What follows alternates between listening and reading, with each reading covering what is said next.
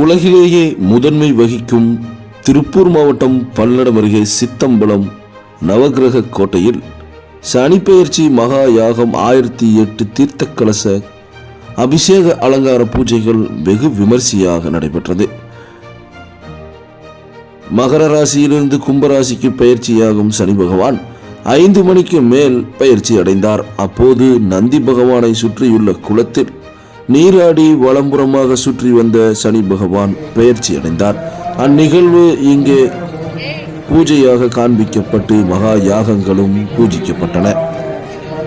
கோவை காமாட்சிபுரி ஆதீனம் ஸ்ரீ சிவலிங்கேஸ்வரர் சுவாமிகள் தலைமையில் நடைபெற்ற இப்பெயர்ச்சி விழாவில் சனி பகவானிற்கு பொதுமக்கள் தங்களுடைய கைகளில் நல்லெண்ணெய் அபிஷேகங்கள் செய்து யாகத்தில் குச்சியை தலையை சுற்றி படைத்துவிட்டு கலச தீர்த்தத்தை கொண்டு சென்று சனி பகவான் கர்ப்ப கிரகத்திற்குள் அபிஷேகம் செய்தனர்.